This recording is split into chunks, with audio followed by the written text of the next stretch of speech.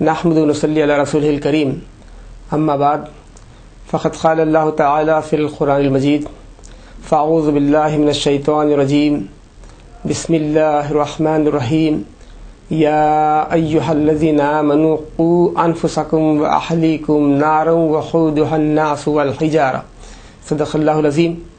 عن عبداللہ بن عمر رضی اللہ تعالی عنہ قال قال رسول اللہ صلی اللہ علیہ وسلم الا کلکم راع وکلکم مسئول عن رعیتہ والرجل راع فی اہلہ وہو مسئول عن رعیتہ والمرأة راعیۃ فی بیت زوجها وہو مسئولۃ عن رعیتها او کما قال صلی اللہ علیہ وسلم.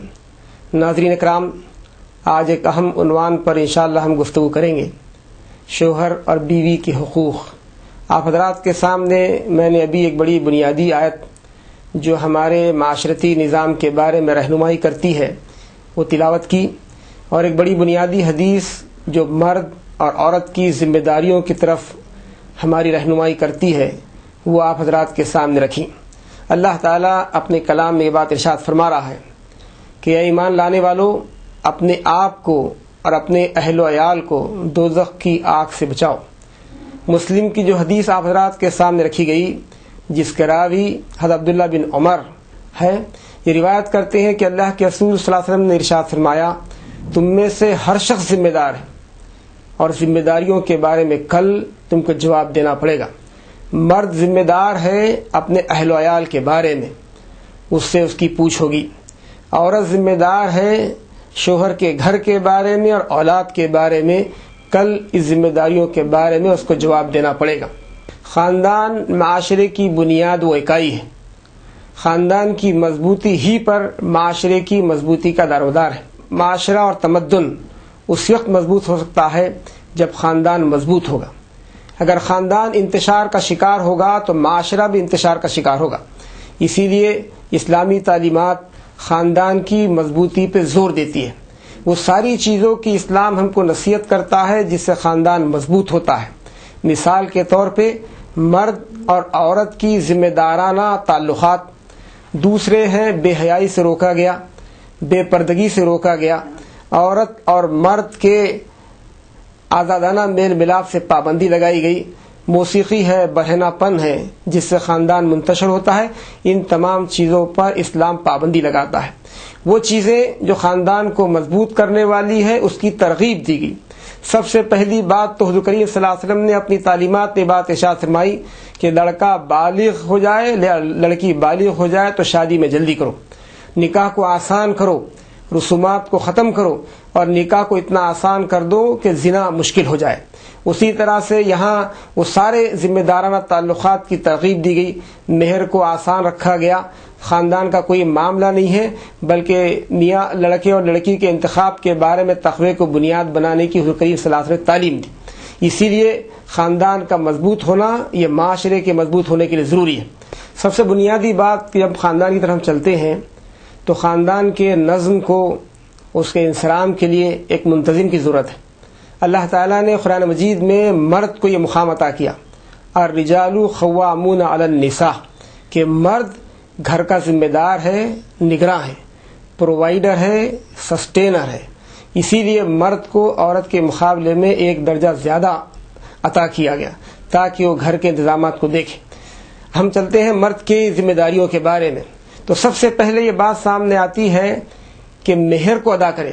یہ بیوی کا حق ہے شوہر پہ اور شوہر کی ذمہ داری ہے کہ جو کچھ بھی مہر طے کیا جاتا ہے، جس پر ہی نکاح کی صحت کا دار و مدار ہے، جس کے بغیر نکاح ہو نہیں سکتا، جس مہر کو انہوں نے قبول کر کے بیوی کو اپنی زوجیت میں لیا، یہ مہر کو خود دلی سے ادا کرنا ضروری ہے. اگر دل میں یہ خیال ہو کہ بیوی کا مہر ادا ہی نہ کیا جائے گا تو حضور کریم صلی اللہ علیہ وسلم نے فرمایا کہ کل اللہ کے دربار میں اس کا شمار زانیوں میں ہوگا. تو سب سے بنیادی بات مہر کو ادا کرے. دوسری بات یہ ہے کہ شوہر اپنی استطاعت کے مطابق بیوی کے رہنے کا، اس کے کپڑوں کا، اس کی غذا کا انتظام کرے گا، جس کو ہم نفقہ کہتے ہیں، جو مینٹیننس کہتے ہیں. اپنی استطاعت کے مطابق حلال روزی کے ذریعے اپنے بیوی بچوں کی کفالت کرے گا. یہ اس کی ذمہ داری ہے. تیسری بات یہ ہے کہ اللہ تعالیٰ نے قوام ہونے کے ناطے جو اختیارات اس کو عطا کیے ہیں اس اختیارات کے استعمال میں وہ ظالمانہ برتاؤ نہ کرے، بلکہ عدل پر مبنی اس کا معاملہ ہونا چاہیے۔ اگر کہیں وہ دیکھتا ہے کہ اپنی بیوی اور بچے اگر اللہ تعالیٰ کے احکامات کی خلاف ورزی کر رہے ہیں تو وہ نصیحت کرے گا، نمبر 1 وہ تادیب کرے گا، نمبر 3 تعزیر، آخری معاملہ ہوگا سزا کے بارے میں، جہاں حضور کریم صلی اللہ علیہ وسلم نے مرد کو پابند کیا گیا کہ ایسی سزا نہ دی جائے جو بیوی کے جسم پہ نشان پڑ جائے، منہ پہ مارنے سے روکا گیا۔ یہ ساری چیزیں مرد کو خیال رکھنی چاہیے۔ اسی طرح سے بیوی کے جو حقوق ہیں، آپ دیکھیں جب تک دلوں میں تقویٰ نہیں ہوگا اپنے حقوق کو لوگ ادا نہیں کر سکتے ہیں۔ اسی لیے حضور کریم صلی اللہ علیہ وسلم نے خطبہ نکاح میں جن آیتوں کا انتخاب فرمایا اس میں تقویٰ کی تکرار ہے۔ تقویٰ دل میں ہوگا تبھی حقوق کی ادائیگی کے لیے آدمی پابند اپنے آپ کو رکھے گا، اور تقوی میں کھوٹ ہوگی تو حقوق سے فرار اختیار کرے گا۔ بیوی کے بارے میں بھی یہ کہا گیا کہ اس کی سب سے پہلی ذمہ داری یہ ہے حفظ للغیب، کہ شوہر کی جو کچھ بھی چیزیں اس کے پاس ہے اس کے غائب آنے میں یہ امانت ہے، چاہے اس کا نطفہ ہو، اس کا نسب ہو، اس کا مال ہو، یہ ساری چیزیں شوہر کی بیوی کے پاس امانت ہے۔ بیوی پابند ہے کہ اس میں خیانت نہ کرے۔ جب تک یہ معاملہ ہوگا واقعی یہ خاندان مثالی خاندان ہوگا۔ دوسری بات یہ ہے کہ شوہر کی فرمانبرداری، اس کو سب سے بڑی عبادت قرار دیا گیا۔ اللہ کے رسول صلی اللہ علیہ وسلم نے ارشاد فرمایا کہ عورت کے بارے میں سب سے زیادہ حق اگر کسی کا بنتا ہے اس کے اوپر تو اس کے شوہر کا بنتا ہے، اس لیے شوہر کی فرمانبرداری کے بارے میں کہا گیا یہ صالحات ہے، یہ فرمانبردار عورتیں ہیں اللہ تعالیٰ کی نظر میں۔ اور تیسری بات یہ ہے کہ جو شوہر کے بارے میں اور ذمہ داری و اولاد کی تربیت کے بارے میں ہے کہ بیوی کا یہ کام ہوگا کہ اپنی اولاد کی بھی صحیح تربیت کرے، اس کے بارے میں معاملہ اختیار کرے، صحیح معاملہ اختیار کرے۔ مثالی خاندان کی جب ہم بات کرتے ہیں یہ ساری چیزوں کے سامنے تو ہماری نگاہیں جا کے حضور کریم صلی اللہ علیہ وسلم کے خاندانی نظام پہ پڑتی ہے۔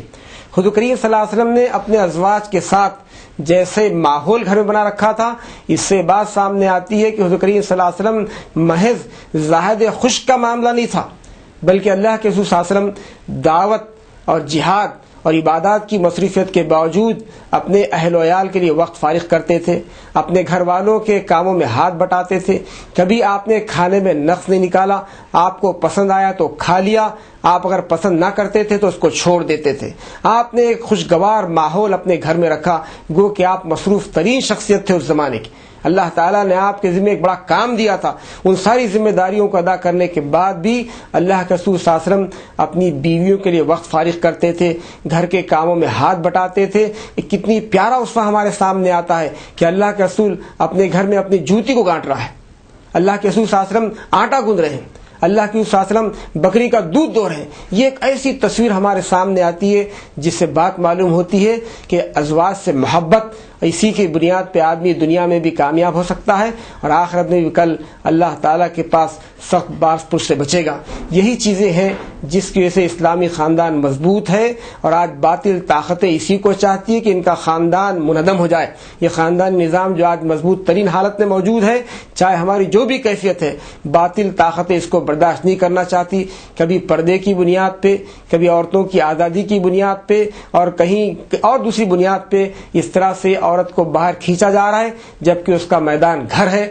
یہ طاقتیں چاہتی ہے کہ ہمارے اس نظام کو منتشر کرے، جیسے مغرب کا نظام ہے۔ مغرب کے پاس آج خاندان کو مضبوط کرنے کی کوئی چیز موجود نہیں ہے، اسی لیے ہم دیکھتے ہیں کہ بے حیائی سر عام ہے اور اس کا ننگا پن ہمارے سامنے ہے۔ ناجائز بچوں کی ایک مسائل ان کے سامنے موجود ہے جس کو آج تک وہ حل نہیں کر سکے۔ ہم چاہتے ہیں کہ آج کے اس ماحول کے اندر بھی اگر میاں بیوی اپنے حقوق کو ادا کرے تو واقعی مثالی خاندان وجود میں آ سکتا ہے، جیسے کہ حضور کریم صلی اللہ علیہ وسلم کے زمانے میں تھا۔ اسی مثالی خاندان سے ایک مثالی معاشرہ بنے گا، اور یہی مثالی معاشرہ دعوت کا ذریعہ بنے گا۔